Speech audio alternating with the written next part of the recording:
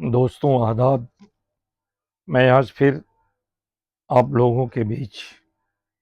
एक इस तरह के पॉइंट पर बात करने, या यूं समझिए एक रिक्वेस्ट, एक गुजारिश आप लोग के बीच लेकर आया हूं कि अपने इलाका, खासकर भाटपाड़ा, काकीनाडा और जगदल, जो बैरकपुर कंस्टिट्यूंसी के अंदर आता है, उस इलाके का जो अभी प्रेजेंट में जिस तरह का माहौल क्रिएट करने की कोशिश की जा रही है, और हम सभी यहाँ के निवासियों को बांटने का और एक गलत अफवाह फैलाने का, इसका मकसद अगले का क्या है। हमें तो लगता है कि 2026 में जो इलेक्शन बंगाल में होने वाला है, उसकी तैयारी अभी से कोई पॉलिटिशियन है जो अपनी तैयारी शुरू कर दिया है, जिसका मकसद है कि डिवाइड एंड रूल का, कि इस इलाके को लोगों को किस तरह से बांटा जाए और आने वाले इलेक्शन में अपना सत्ता कैसे हासिल किया जाए। बोलने का बात यह है कि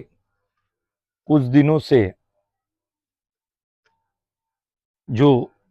नफरत फैलाया जा रहा है सोशल मीडिया के जरिए, ये एक बकवास और भड़काऊ बयान की तरह किसी एक रिलीजन, जाति को टारगेट कर करके कोई महान नेता फिर से बनने की कोशिश कर रहा है, जिसके पैर के नीचे से जमीन खिसक चुका है। ये एक बकवास और भड़काऊ बयान से लोगों को जाति और धर्म के नाम पर बांटना और एक जाति को दूसरे जाति से नफरत पैदा करवाना, अपने ये भड़काऊ बयान के जरिए किसी धर्म के लोगों को टारगेट करके बुरा भला बोलना,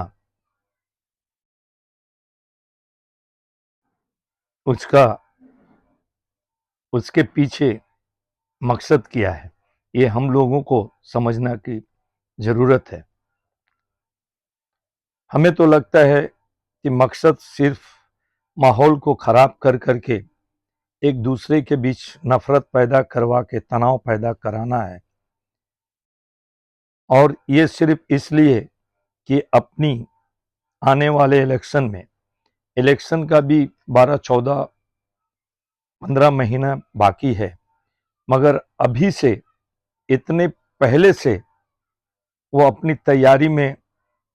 लग चुका है। ये कभी यहाँ के लोगों ने सोचा नहीं होगा। ये आदमी अपनी सियासी मुफाद के लिए ये जो जाति धर्म के लिए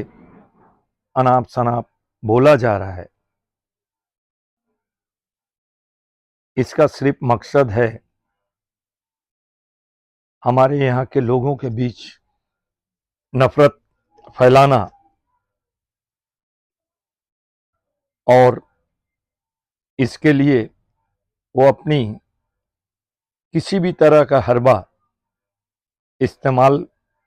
कर करके यहाँ के लोगों को जाति और धर्म के नाम पर अलग अलग बांट दिया जाए, इसी की कोशिश वो बंदा कर रहा है, जो हमें दावे से कहता हूं जो कभी कामयाब नहीं होगा। इसलिए कि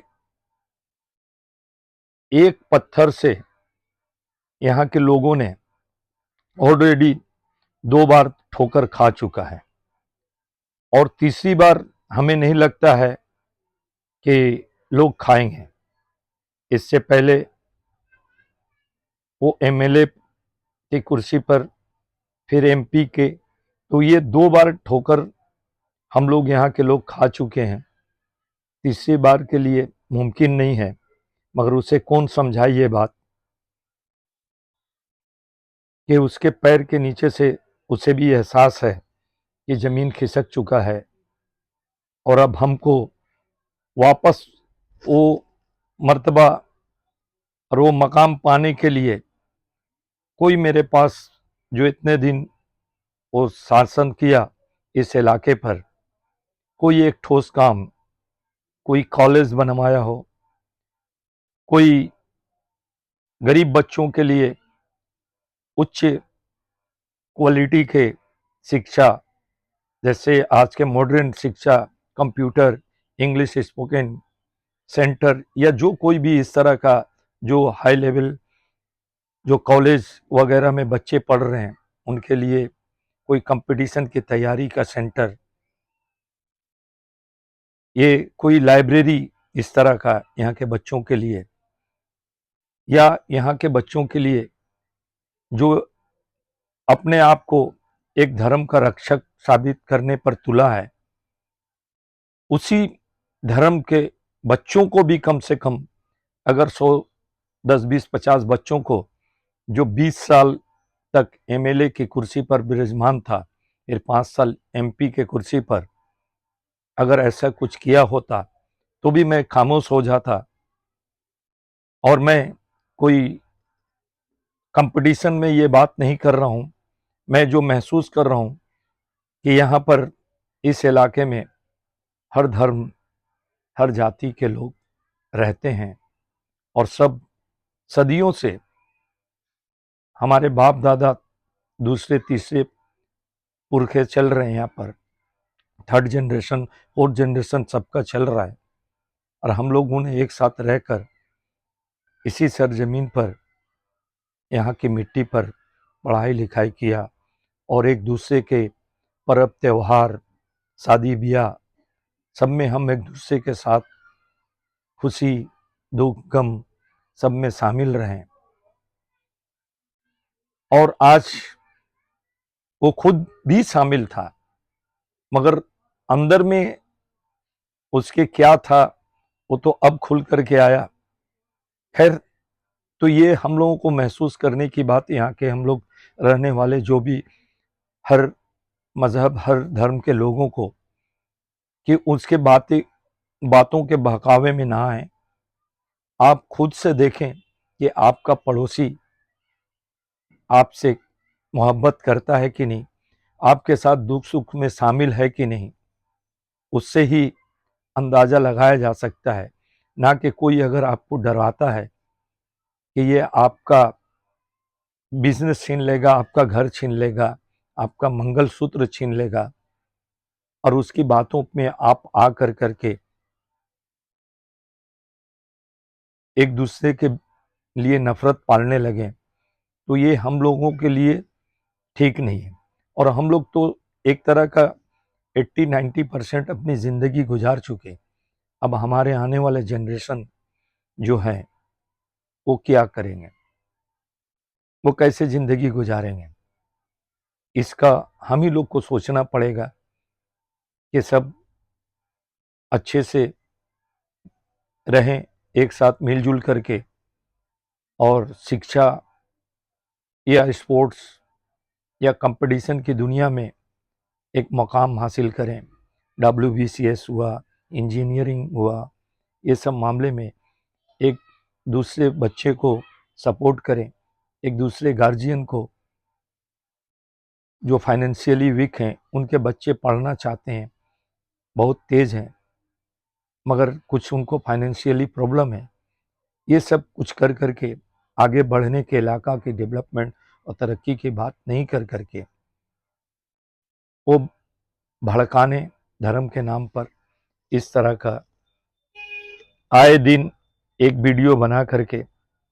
एक जाति को टारगेट कर करके बोलने का सिर्फ मकसद यही है कि उधर से कोई रिएक्शन हो और वो उसका बेनिफिट ले। बेनिफिट इस मामले में कि वो दिखाएगा कि देखो हमको गाली दिया जा रहा है, इस मजहब इस जाति के लोग हमको गाली दे रहे हैं और ये गाली हम तुम लोगों के लिए सुन रहे हैं। हम उन लोगों को डरवा के रखना चाहते हैं, जो भी हो उसका क्या मंशा है। और वो एक जात धर्म की बात करता है। हमें तो लगता है कि वो अपने धर्म के बारे में, अपने मजहब के बारे में उसको सही ठीक से पता नहीं होगा और वो दूसरे के मजहब के बारे में उस पर अंगुली उठा रहा है। कल तक तो मुस्लिम के नाम पर अनाप शनाप ना बक रहा था, अब तो पूरे मजहब इस्लाम के नाम पर बोल रहा है कि शायद अब भी ये लोग भड़क करके कोई उधर से रिएक्शन हो। तो मैं यहाँ के सभी अपने भाइयों से और यंग जो जनरेशन है उनसे मैं हाथ जोड़ करके रिक्वेस्ट कर रहा हूँ कि प्लीज उसके भड़कावे पर भड़किए नहीं, ना ही उसका कोई उसको गाली सोशल मीडिया के माध्यम से या कुछ बोलिए। और वो चाह रहा है कि वो भड़काए और सब हम लोग यहाँ पर जो भी हैं, जिस जाति को वो टारगेट कर रहा है उस जाति के लोग दूसरे जाति के लोगों को अनाप शनाप बोलें। तो हम सब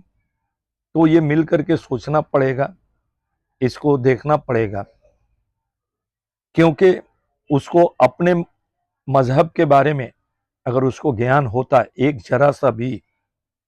तो दूसरे के मजहब पर उंगली कभी नहीं उठाता। तो उसे खुद अपनी मजहब के बारे में पता नहीं है जिस इंसान को, और गलत करने वाला और गलत बोलने वाला हमेशा वो गलत होता है। ना कोई इस धर्म का होता है ना उस धर्म का होता है, इसलिए कि गलत करने वाला वो किसी भी धर्म का नहीं होता है। वो सिर्फ अपने सत्ता के लालच में जो जमीन खिसक गया है उसके पैर के नीचे से आज के डेट में मिस्टर एक्स बने घूम रहे हैं और इतनी लंबी लंबी बड़ी बड़ी बातें कर रहे हैं कि जो सोच करके एक बच्चा भी हंस रहा है कि क्या ये सब क्या बक रहा है, क्या बोल रहा है। अब आप सोचिए कि कोई बोलता है इतने बड़े बड़े चैलेंज कि हम 12 घंटा में क्या खाली करवा देंगे, क्या भर्ती करवा देंगे,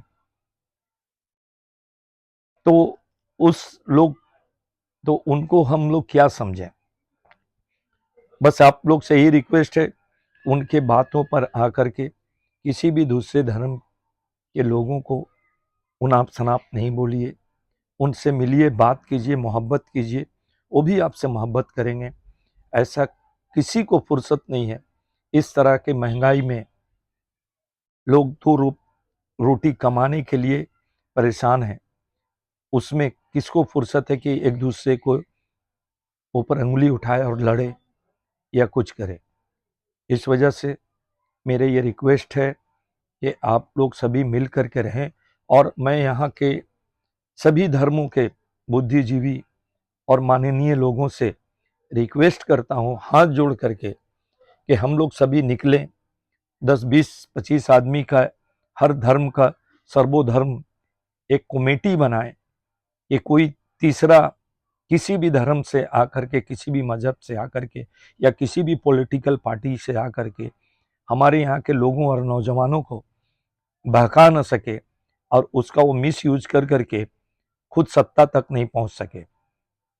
जय हिंद दोस्तों, जय हिंद।